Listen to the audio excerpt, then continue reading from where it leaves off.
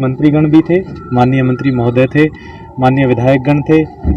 बाकी अन्य गणमान्य व्यक्ति भी आए हुए थे।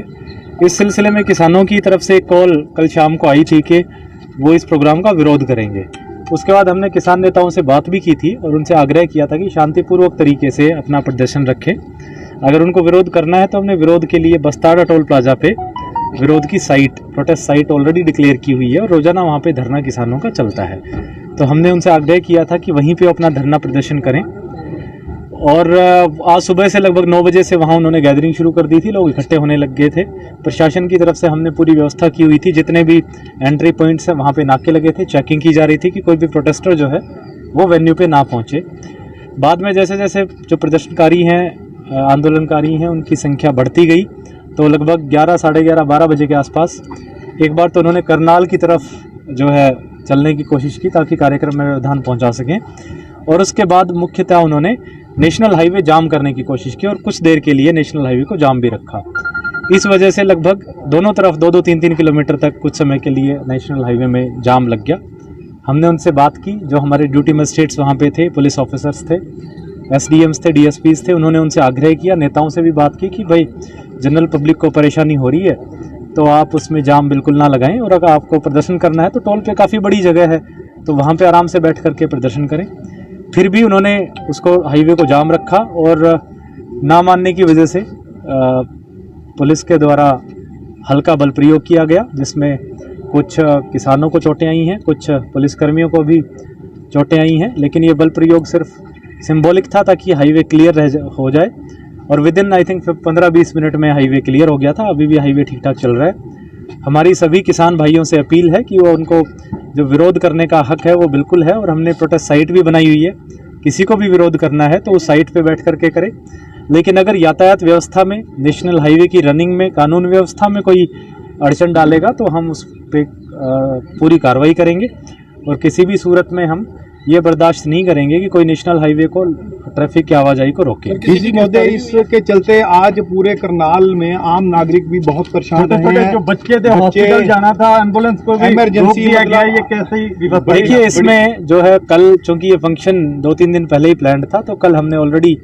एडवाइजरी जो है ट्रैफिक की जारी की हुई थी। लोगों को मीडिया के और social media, print media, electronic media के जरिए बताया गया था। इसके अलावा हमने जो जितने भी नाके लगाए थे वहाँ पे हमने सिर्फ वो नाके किसी भी रोड को बंद करने के लिए ना लगा करके चेकिंग के नाके लगे थे, फ्रिस्किंग के, ताकि कोई भी असामाजिक तत्व प्रोग्राम में ना आए। और हर एक नाके पे अल्टरनेटिव रूट्स अवेलेबल थे, तो उनको बाकायदा डायरेक्ट करके भेजा गया है कि इस रूट से ना जाके आप कृपया करके इस रूट से जाएं। डीसी साहब, ये जो व्यवस्था की गई है, डीसी साहब ये जो बैठक की व्यवस्था की गई है, ये प्रशासन की ओर से या नहीं, जो प्रेम प्लाजा पे जो फंक्शन है वो बीजेपी पार्टी का अपना फंक्शन है, और जो यहाँ की लॉ एंड ऑर्डर व्यवस्था है वो निश्चित रूप से प्रशासनिक व्यवस्था होने के नाते प्रशासन ने कोई उनको सुझाव नहीं दिया कि इसको शहर से बाहर भी कर सकते थे? शहर की आम जनता इतनी परेशान हो रही है। देखिए, ये आयोजन है, ये शांतिपूर्वक है और इसमें किसी भी लेकिन आम जनता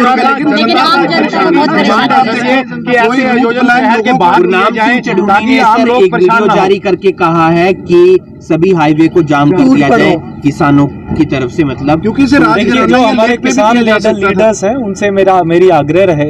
रहेगा, चढ़ूनी साहब से भी, बाकी नेताओं से भी, जो हमारे जिले के बीकेयू ग्रुप के नेता हैं, हमने उनसे बात भी की है, उनसे आग्रह भी किया है कि आप शांतिपूर्वक तरीके से अपना धरना प्रदर्शन करें, किसी भी रास्ते को बंद ना करें। अगर रास्ते को बंद करते हैं तो फिर लोगों को परेशानी होती है आवाजाही में, और फिर उसमें मजबूरन जो है हमें कदम उठाना पड़ेगा। अगर ज़रूरत पड़ी तो फोर्स का इस्तेमाल करना पड़ेगा, लेकिन रास्तों को बंद ना करके पीसफुल प्रोटेस्ट करें, उससे हमें कोई दिक्कत नहीं। कुछ गर्भवती महिलाओं को भी रोका गया, जबकि ज्यादा इमरजेंसी थी, पर कुछ केसेस सामने आए हैं एक दो जगह, उनको इमीडिएटली डिस्पोज ऑफ करा दिया गया था, और हर रास्ते की हमने अल्टरनेटिव व्यवस्था बनाई है। डाइवर्जेंस के थ्रू उनको अल्टरनेटिव रूट्स, जो खाली रूट्स थे उस पे लोगों को भेजा गया था, और जो यहाँ की सारी अरेंजमेंट है, लोगों का जो ट्रैफिक व्यवस्था है पूरी तरह से शांतिपूर्ण रही है। क्या ऐसा सुझाव दिया जाएगा आने वाले समय में कि शहर में ना प्रोग्राम करके कहीं बाहर खुली जगह में या कहीं और ऐसा किया जाए ताकि आम नागरिक परेशान ना हो? देखिए, सिटी में प्रोग्राम्स होते रहते हैं, और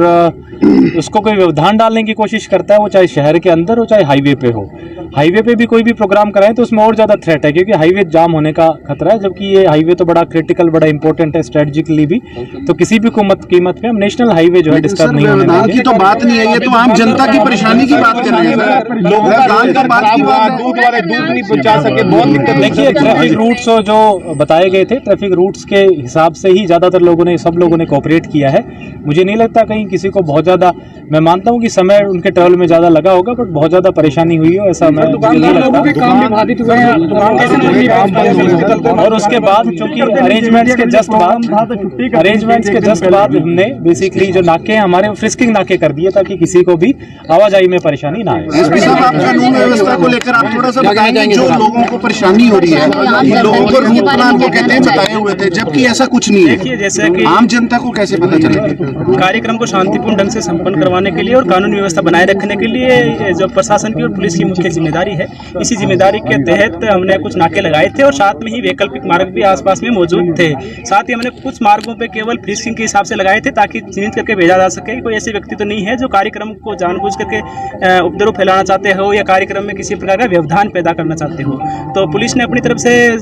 जो भी आज व्यवस्था की है वो कानूनी व्यवस्था को बनाए रखने के लिए की गई। सर, हम गीता द्वार की बात करें, वहाँ से अगर किसी को टू व्हीलर पे आना है तो वो किस रूट से आता है? लेकिन संदर्भ में मतलब कि जैसे आप रास्ते बंद करते हैं, सुरक्षा व्यवस्था बैरिकेडिंग होती है, लेकिन बड़े बड़े डाले खड़े हैं, रस्सियां लगा के बंद किया हुआ है, मतलब कि एक प्रॉपर ऐसा किया हुआ कि जैसे देखिए, मैंने जैसा कि आपको बताया, कानूनी व्यवस्था बनाए रखने के लिए और कार्यक्रम को शांतिपूर्ण ढंग से संपन्न करवाने के लिए जो भी हमें कदम उठाने थे कानून के दायरे के तहत रहते हुए, वो हमने कदम